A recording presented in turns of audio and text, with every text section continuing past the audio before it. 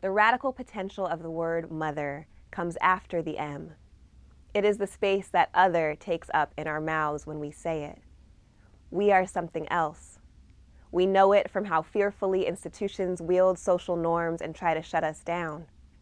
We know it from how we are transforming the planet with our every messy step toward making life possible. Mamas who unlearn domination by refusing to dominate their children, extended family and friends, community caregivers, radical childcare collectives, all of us breaking cycles of abuse by deciding what we want to replicate from the past and what we urgently need to transform. We are othering, mothering ourselves.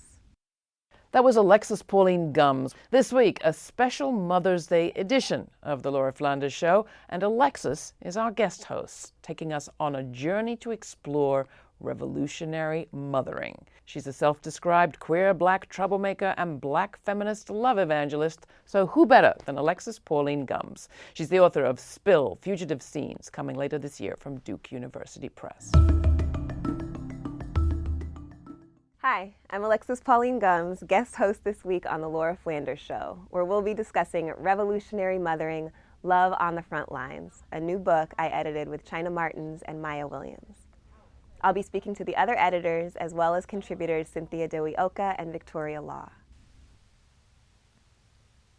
When 3 feet of sunshine, missing 2 front teeth, asked me why do we need revolution, all I had was a grenade in my mouth. I held him for a while and watched him draw clouds and trees and ladybugs and a house filled with everybody he loves. When was the last time we put to image what we thought the world should be? When did it become enough to know how to promptly explode? I said to him he was much better equipped to figure out the revolution than his mama. That if I don't, he's got to disarm this bomb and throw it out the window. Because the revolution is not about self-defense. It's about self-creation. It's about seeing farther than the walls directly in front of us. And my 6-year-old has got a head start. I wrote haikus, drawing from the words that these brilliant revolutionary mothers used in pieces they wrote in the book as one way of introducing them. Of course, you should Google all of them to get the full genius, but this is just a way to bring us in. For Mai'a, not cute or tidy, glimpses of revolution every single day. For China, tall and graceful tree, sacred nature of writing, leaving quilted words. For Cynthia, this self-creation, reclaim our generations, encumbrance throws down. And for Vicky, we all are welcome. Enough passion for again. The world is transformed. So those are 17 syllables from each of these writers in the anthology Revolutionary Mothering. Obviously, you want to read all the other syllables because they're amazing. And as we bring this revolutionary mothering genius in, I just wanted to ask each of you to invoke somebody who's not here in the studio with us, but who to you represents revolutionary mothering. If you want to shout out their name and maybe how they taught you what revolutionary mothering might be. Why don't we start with you, Cynthia? Okay. I am going to shout out Joy Harjo. She is a Native American poet and artist and storyteller and musician. I think the best thing that she has taught me about revolutionary mothering is the bridging work that she's willing to do cross-culturally, cross many social barriers. I feel like she has crossed oceans in the ways that she's been willing to allow me to reach her and for her to reach me. So, Joy Harjo. Mm-hmm. Thank you. Can I continue, Mai'a? I was actually sort of weighing this for a second, but I think Assata Shakur And I think because of the level of sacrifice that she gave. It is one thing to mother a child, and it's another thing to mother a revolution, and to make the level of sacrifice that you can't even be with your child in that, for a good part of their lives. Awesome, thanks. My grandmother, Elsie Fahrenholt, because she was so fierce and she was my first babysitter. I think for me, it's a woman who has since joined the Ancestors, a woman named Carmen Rubio, who was a Lower East Side housing activist, squatter, tenants' rights organizer. And when my daughter was first born, kind of took us both under her wing and showed us what revolutionary mothering could be, from someone who made a deliberate choice never to have her own children, but was involved in my daughter's life, was involved in the lives of so many children in her building, in her neighborhood, had started a community garden specifically for children, and this idea that mothering isn't just biological, but it could be part of the community. Oh, y'all are so brilliant. I love that we have people who have helped mother literary movements, who have mothered political movements, who have mothered us, and who have mothered alongside of us. I think that that's really beautiful. And one of the things I know that our intention was explicitly with this book is to make some of those actions that they may be in the home, they may be in movements that the information about them is suppressed, they may be in writing letters to other authors, mentoring other authors, and they may be in the archive, like Joy Harjo is one of the people who you see writing letters of encouragement to other women writers of color over and over again. And that's a form of mothering work, but only those writers see it, and then the nosy people who go in the archive. But that's another story. One of the things we wanted to make visible with the book is, well, what would the impact on the world be if the implications of those actions that are often known about only by the few people, even though it saves those people's lives, what if those were known on a larger scale? And what would we say witnessing those actions from the insight of those actions on a grander scale? So the next question I wanted to ask you all is, if you knew that everyone in the world was going to be impacted by something you know is true about revolutionary mothering, what would you want them to know? I think I would say that, and I think I've said it before, it's sort of like, I'm going to get this tattooed to me the amount of times I've said it, is that we are not the ones destroying the earth. Like, I think that for me is, I think that there's a lot of, you talk about the 1980s and Ronald Reagan, you can talk about the welfare mother, you can talk about how immigrant mothers, you can talk about how poor mothers are always the ones who are castigated, and their children, of course, because, all they can do is give birth to is, quote unquote, more problems, that they are also blamed for, everything from economic,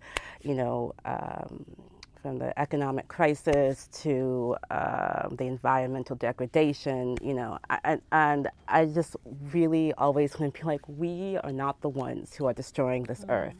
The 2008 Wall Street crash didn't happen because of mothers, like, we are not the ones who have been pumping poisons into the earth for the past 150 years, especially, we are the ones who actually are standing on the front lines. We are the ones who are actually the ones who are the most impacted by these, horrible decisions. We are the ones who are actually at the first place for having to deal with it. There's a reason, for instance, that, Black women have an infant and maternal mortality rate that's somewhere between 2 to 4 times higher than other people in the country.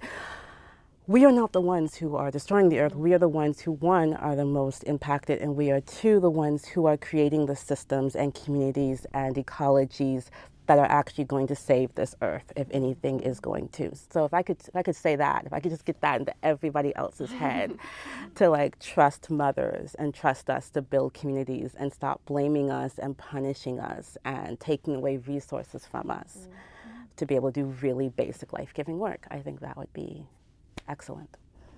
Yes, it would. Awesome. Yeah. Other folks, what would you say? To change revolution style now, everywhere, all around you, there's invisible mothering labor going on. There's answers to how you always say, to actually save the planet. Everywhere this is going on, and it's open your eyes, listen to people, bring in that leadership. I want to see it everywhere. If somebody is struggling with childcare at work, or in the newspaper, who works at the newspaper, or every single element everywhere. Just look at the mother around you, the mothering, maybe not biological mother, the person who's taking care of things, the person who's making things exist, and listen to them, put them in the middle, and follow. What would you say, Vicky? I would agree with China that it's not revolutionary mothering, it's not biological, so we need to recognize that it happens all over. It's crucial and it's doable. So you don't have to say, well, I'm not a mother or I'm not a parent or I don't have children. It's something that anyone can do. And it's this revolutionary act of being in community and being part of a community. And it's not an isolated nuclear family instance that some people supposedly choose to be part of and some people choose not to be. Yeah. And what would you add, Cynthia? I mean, kind of building off of everyone, I think there is no movement without mothering. So, you know, I think that it's really, really important for organizers, for thinkers, for scholars, for cultural workers, struggling for change in this country, in the world, to really recognize that that we need the buy-in and we need the centrality of people who are caregivers.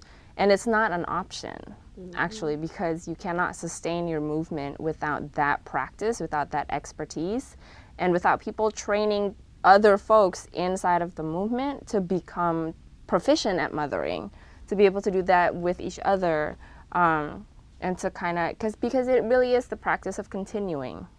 And transformation doesn't happen, it doesn't happen like that, right? Like we wish. But it doesn't. It happens in this reiterative way. It happens in this kind of like in the mundane repetitions. It actually doesn't happen in the giant eruptions. Those giant eruptions can signal that there are like major issues at stake, major rifts at stake. But how we actually pivot from that is in daily practice, and that is nowhere better embedded and better established than in mothering practice. So I feel like it is imperative for movements to really take that seriously. You won't exist without mothers. Absolutely. So those people who are going to make T-shirts to fundraise for the Revolutionary Mothering Tour, we are not the ones destroying the planet. We are everywhere. We are everyone. There's no movement without mothers. Those are all great T-shirt ideas. I'm just letting whoever's watching know that. And then the last question I was going to ask actually draws on what you were saying, Cynthia, about those intimate, mundane moments where this revolutionary work is always happening. And I just wanted to ask you if y'all would be generous enough to share something that you've learned in the intimate space of mothering your children, like something that your child has taught you recently that is transforming the way that you think now. Can we start with you, Vicky? Yeah. So my daughter is now 15, and what I've learned, over and over and over, is that even though she's a teenager, which means she's developing her own personality and she is her own person, everything that we've done together has been like has built a foundation for, like the things that she believes, the ways that she acts, the ways that she reacts to injustice. And it may not necessarily always be like what I would do, like in my, very correct political way, but, like I can see the ways in which she has taken in those values and how she acts upon them. Cool. And Cynthia, what's something you've learned recently? Something I've learned recently from my son, he's turning 13 this year, and I'm very proud of him. He wants to be a musician. And very recently, he successfully crowdfunded nearly $1,500 in order to purchase a mellophone, which is essentially a French horn for a marching band because we couldn't afford it. So what I learned from him, watching him in the past few years, is, and I think in particular mothers have been so deeply conditioned to not want things, right? To feel like when we want things, it's wrong or it's indulgent. And I learned from him that we should want things, that we should follow our passion, that we should involve other people in the pursuit of that passion, and that we should take pride in the things that we are passionate about. And that seems so simple, But it was a very difficult lesson to learn. I was a young mom. I had my son when I was 17. So the messaging that I heard from all around me, I had to hide my pregnancy the whole time I was pregnant, was be ashamed of who you are. Be ashamed of, I still have questions and worries about showing up at public events for my son because it's, you're always like, really, he's your son? How old were you when you had him? And that's always the first question that happens. And then after you answer that question, all of the judgments that come after, right? So I think, he has been so open and brave about who he is, and I am taking notes. I'm taking notes on being strategic and naming the things that you want, because that's something I've seen from him, is that every stage of his life he'll be like, these are my goals now. These are my goals now. This is the person I want to be. And he's always identified that. And it took me a long time to answer the question, what do I want? Right. So, yeah. Beautiful. I already said you all are brilliant, but I can never say it too many times. I think that there are going to be a lot of people watching this who are getting affirmation from what you've shared already, certainly from what you've shared in the book, about their revolutionary mothering work, and whether that work is showing up, or those revolutionary mothering actions are showing up in organizations or in their families, or really with their work to remother themselves and to think about how that could operate revolutionarily. If you could offer a one-sentence affirmation for somebody who might be watching this, who might want affirmation to take them through, like something they could put on their mirror and see themselves through that affirmation, as opposed to through the different judgments that we talked about, through the oppressive narratives that we talked about earlier, something to displace that. What would you say to that one person who is wanting to sustain their revolutionary mothering work? That you are perfect. That's like the ultimate mothering, the ultimate look of love. Yeah, beautiful. Thank you for that. What would you say, Cynthia? I would say, when you think you're empty, you're not. What about you, Mai'a? What would you say as an affirmation? I think I already said it. I think I said I would get it tattooed, which is, we are just not the ones destroying the earth. And what about you, Vicki? What would you say as an affirmation? What you're doing, no matter how small it seems, is actually really important. So thank you all so much for your generosity, for your brilliance, for transforming every positive and negative experience that you've had into wisdom that is shareable in the form of this moment, this show, but also in the form of the book. And if folks want to find out more about revolutionary mothering, you can go to this bridge called mybaby.wordpress.com, see where we're going to be on our national tour, and find out more about the book itself. And you can also see more at lauraflanders.com. For Ebony Wilkerson, a Black mother who drove herself and her children into the Atlantic Ocean, saying she was taking them all to a better place. 1. How can I protect them, says the pregnant mother, 3 children behind her, brown as ever. Minivan plastic, right-handed lever. We will be okay as long as we're together. She drives out of town and then drives to her sister to dodge all the demons that twist her and twist her. Ebo ungrounded, the people could fly. Not in a Honda Odyssey, but she had to try. And as soon as the rubber sank into the surf, all the ghosts grabbed the wheels and said, yes, yes, that works. Come home.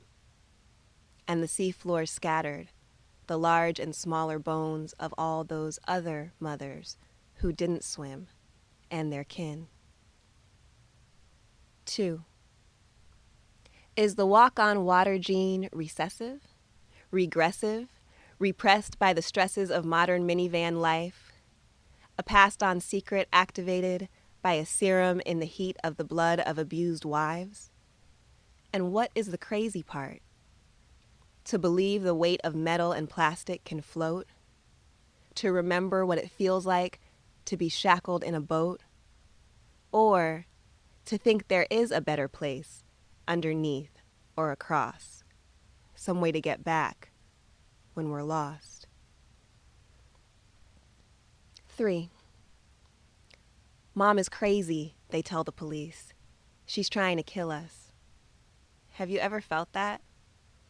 The most scared I've ever been in my life is in the back seat of an SUV driven by my mother in rage. I have known she could kill us all with the same thick, wild determination she used to get us here. All this huge car metal and no way to escape. The hurricane cycles of abuse, the repeated betrayals. Single mother, broke breadcrumbs, breed real demons that are not us. And they don't stop screaming. It's just that most days, something else is louder. Call it love, or inertia, or luck. Have you ever seen a woman drive like capitalism is chasing her off the edge of herself? Kids in the back, purse in the front seat.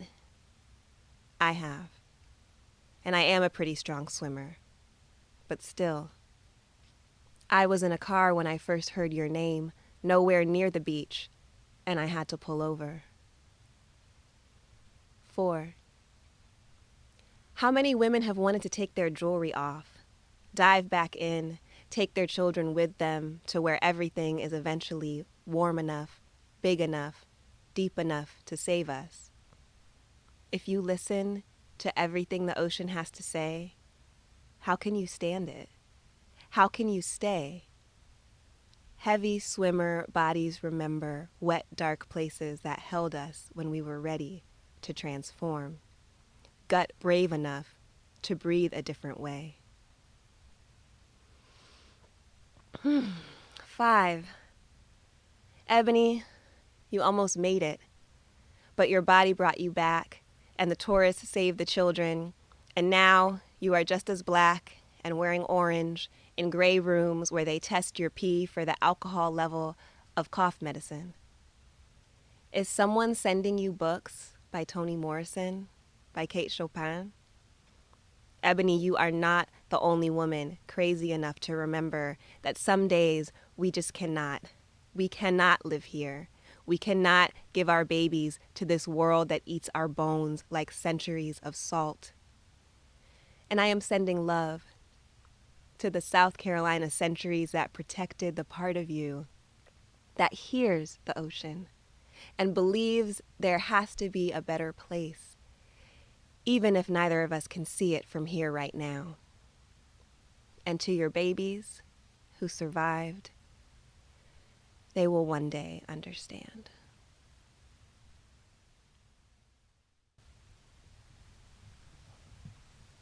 Walking on water. One day the sky will open and he will walk into the storm without you, without words written down. You can picture crows beating against the window, flashes of skyscraper in the furious cloud. On the sidewalk, cardboard homes dissolve. You are afraid he will find his father amid the shaking branches of bone, though you've tried to whittle him like an arrow. Look straight ahead and feel which direction the wind is blowing. Years ago, a circle of women and kids stood in rain like this, making a roof of their singing. He was there, with you and the megaphone's failed thunder. Pickets clapped the air, the street polished to a mirror. A man, cursing, gunned his truck into the crowd, and you, without a single thought, stepped in front of it. This, always half marooned by poems, is the only mothering you have perfected. You hope he will forgive you one day, when he feels the stones pressing into his feet and sees how words are made of breath, which, like love, are born of disappearing things. A mother is nothing if not a kind of hope, for the sky to open, the storm to be a world scissored with light. Thanks to Alexis Pauline Gumbs and her co-contributors for taking us on that journey. You can see more about revolutionary mothering at our website, or write to me, Laura@lauraflanders.com. And thanks.